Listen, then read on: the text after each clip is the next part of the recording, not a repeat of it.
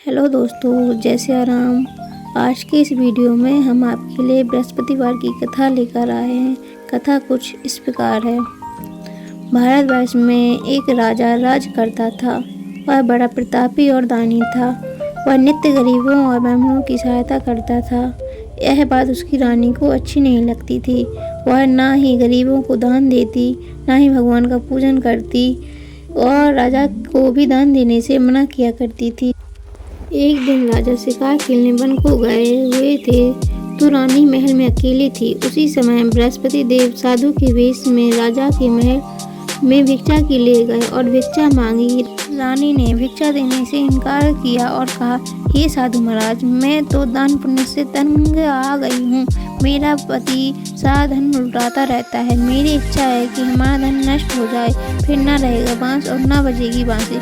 साधु ने कहा, हे देवी, तुम तो बड़ी अजीब हो। धन संतान तो सभी चाहते हैं, पुत्र और लक्ष्मी तो पापी के घर भी होने चाहिए। यदि तुम्हारे पास अधिक धन है तो भूखों को भोजन दो, प्यासों को प्याऊ बनवाओ, मुसाफिरों के लिए धर्मशालाएं खुलवाओ। जो निर्धन अपनी कुंवारी कन्याओं का विवाह नहीं कर सकती, उनका विवाह करा दो। ऐसा और कई काम हैं जिनके करने से तुम्हारा यश परलोक को फैलेगा। परंतु रानी पर उपदेश का कोई प्रभाव न पड़ा। वह बोली, महाराज, आप मुझे कुछ न समझाएं। मैं ऐसा धन नहीं चाहती जो हर जगह बांटती फिरूं। साधु ने उत्तर दिया, यदि तुम ऐसी इच्छा है तो तथास्तु, तुम्हारा ऐसा करना कि बृहस्पतिवार को घर लीपकर पीली मिट्टी से अपना सिर धोकर स्नान करना, मिट्टी चढ़ाकर कपड़े धोना। ऐसा करने से आपका सारा धन नष्ट हो जाएगा। इतना कहकर वह साधु महाराज वहाँ से आलोक हो गए। जैसे वह साधु कहकर गया था, रानी ने वैसा ही किया।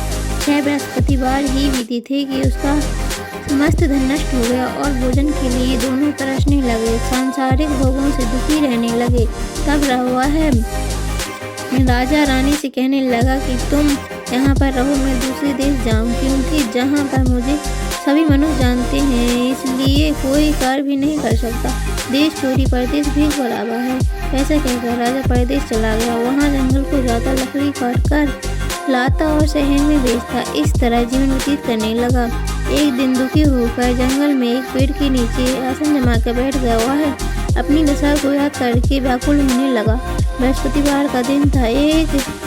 एक उसने देखा कि निर्जन वन में एक साधु प्रकट हुआ। वह साधु वेश में स्वयं बृहस्पति देवता थे। लकड़हारे के सामने आकर बोले, हे लकड़हारे, इस सुनसान जंगल में तू चिंता में क्यों बैठा है? लकड़हारे ने दोनों हाथ जोड़कर प्रणाम किया और उत्तर दिया, महात्मा जी, आप सब कुछ जानते हैं, मैं क्या कहूँ? यह कहकर रोने लगा और साधु को आत्मकथा सुनाया। महात्मा जी ने कहा, तुम्हारी स्त्री ने बृहस्पति के दिन वीर भगवान का निरादर किया है, जिसके कारण रुष्ट होकर तुम्हारी यह दशा कर दी। अब तुम चिंता को दूर करके मेरे कहने पर चलो तो तुम्हारे सब कष्ट दूर हो जाएंगे और भगवान पहले से भी अधिक संपत्ति देंगे।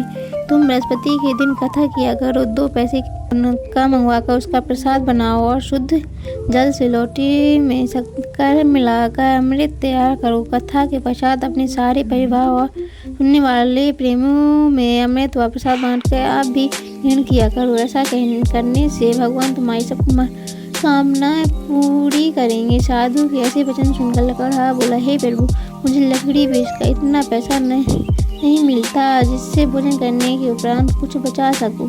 मैंने रात्रि में अपनी स्त्री को व्याकुल देखा है। मेरे पास कुछ भी नहीं है जिससे उसकी खबर मंगा सकूं। साधु ने कहा, हे लकड़हारे, तुम किस बात की चिंता कर रहे हो? बृहस्पति के दिन तुम रोजाना की तरह लकड़ियाँ लेकर शहर को जाओ। तुमको रोज से दुगना धन प्राप्त होगा, जिससे तुम भली भांति भोजन कर लोगे तथा बृहस्पति देव की पूजा का सामान भी आ जाएगा। इतना कहकर साधु अंतर ध्यान हो गए। धीरे धीरे समय व्यतीत होने लगा। फिर वही बृहस्पतिवार का दिन आया। लकड़हारा जंगल से लकड़ी काट कर किसी भी शहर में बेचने गया। उसे उस दिन से अधिक पैसा मिला। राजा ने चना गुड़ आदि लाकर गुरुवार का व्रत किया। उस दिन उसके सभी कलेश दूर हुए। परंतु जब दोबारा गुरुवार का दिन आया तो बृहस्पतिवार का व्रत करना भूल गया। इस कारण बृहस्पति भगवान नाराज हो गए। उस दिन से उस नगर में राजा ने विशाल यज्ञ का आयोजन किया तो शहर में यह घोषणा करा दी कि कोई भी मनुष्य अपने घर में भोजन न बनावे। न आग जलावे, समस्त जनता मेरे यहाँ भोजन करने आवे। इस आज्ञा को जो न मानेगा उसके लिए फांसी की सजा दी जाएगी। इस तरह की घोषणा संपूर्ण नगर में करवा दी गई।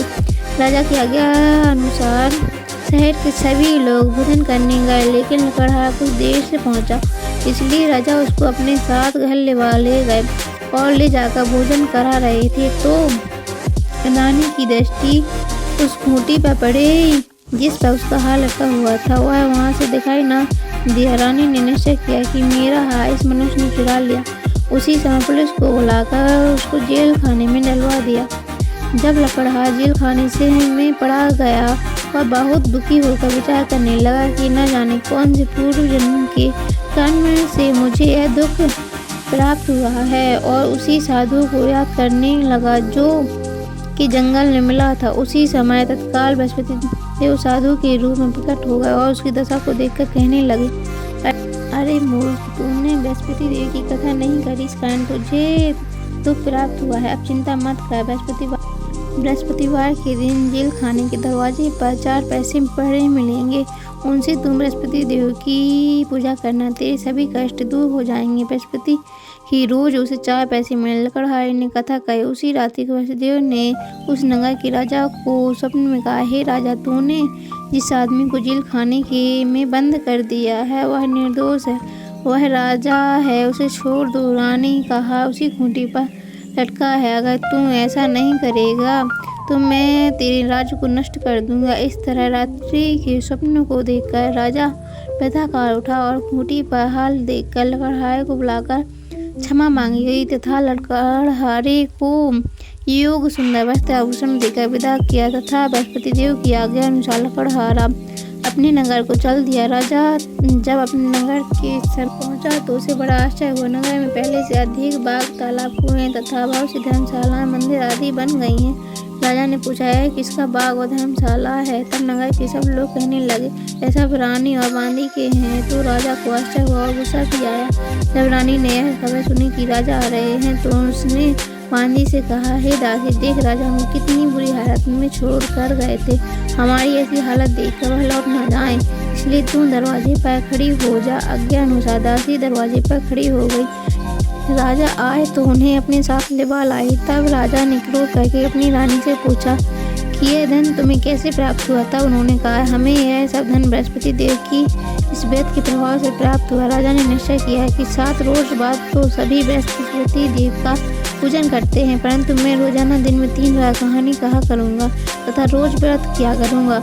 अब हर समय राजा के दुपट्टे में चने की दाल बंधी रहती थी तथा दिन में 3 बार कहानी कहता। एक रोज राजा ने विचार किया कि चलो अपनी बहन के यहाँ हो आवे। इस तरह निश्चय कर राजा घोड़े पर सवार हो अपनी बहन के यहाँ चल लगा। मार्ग में उसने देखा कि कुछ आदमी एक मुर्दे को लिए जा रहे हैं। उन्होंने रोककर राजा कहने लगे, अरे भाइयों, मेरी बृहस्पति देव की कथा सुन लो। वे बोले, लो, हमारा तो आदमी मर गया है, इसको अपनी कथा की पड़ी है। परंतु कुछ आदमी बोले, अच्छा कहो, तुम हमारी कथा भी सुनेंगी। राजा ने दाल निकाली और तब कथा आदि हुई थी कि मुर्दा हिलने लगा, और जब कथा समाप्त हो गई तो राम राम कह के मनुष्य उठकर खड़ा हो गया। आगे मार्ग में उसे एक किसान खेत में हल चलाता मिला। राजा ने उसे देखा और उससे बोला, अरे भाइयों, तुम मेरी बृहस्पतिवार की कथा सुन लो। किसान बोला, जब मैं एक तेरी कथा सुनूंगा तब तक 4 रैयत जोत लूंगा, अपनी कथा किसी और को सुनाना। इस तरह राजा चलने लगा। राजा के हटते ही बैल पछाड़ खाकर गिर गए तथा उसके पेट में बड़ी जोर से दर्द होने लगा। उस समय उसकी माँ रोटी लेकर आई। उसने जब यह देखा तो अपने पुत्र से सब हाल पूछा और बेटी ने सभी हाल कह दिया।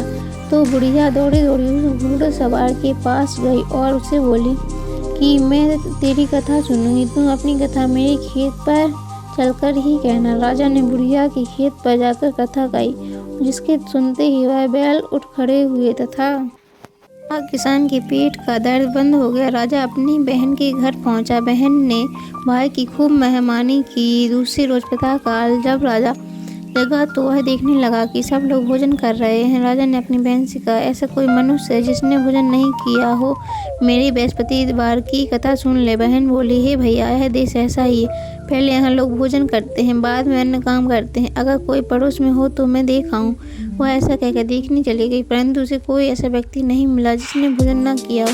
अतः वह एक कुमार के घर गई जिसका लड़का बीमार था। उसे मालूम हुआ कि उनके यहाँ 3 रोज से किसी ने भोजन नहीं किया।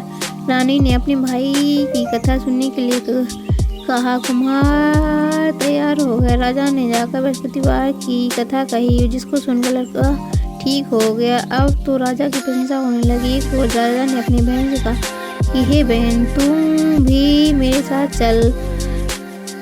बहन ने अपनी सास से कहा। सास ने कहा, चली जा, परंतु अपने लड़कों को मत ले जाना, क्योंकि तेरे भाई की कोई औलाद नहीं है। बहन ने अपने भैया से कहा, भैया मैं तो चलूँगी, कोई बालक नहीं जाएगा। राजा बोला, जब कोई बालक नहीं जाएगा तब तुम क्या करेगी। बड़े दुखी मन से राजा अपने नगर को लौट आया। राजा ने रानी से कहा, हम निर्वंशी राजा हैं, हमारा मुँह देखने का धर्म नहीं है और कुछ भोजन आदि नहीं किया। रानी बोली, हे प्रभु, बृहस्पति देव ने हमें सब कुछ दिया है, हमें औलाद अवश्य देंगे। रात को बृहस्पति ने राजा के स्वप्न में कहा, हे राजा, उठ, सभी सोच त्याग देती ही रानी गर्भ से। राजा को यह बात सुनकर बड़ी खुशी हुई। 9वें महीने में रानी के गर्भ से एक सुंदर पुत्र पैदा हुआ। तब राजा बोला, हे रानी, स्त्री बिना भोजन के रह सकती है, बिना कहे नहीं रह सकती। जब मेरी बहन आवे तो मुझसे कुछ ना कहना। रानी ने सुनकर हाँ कर दिया। जब राजा की बहन ने यह शुभ समाचार सुना तो वह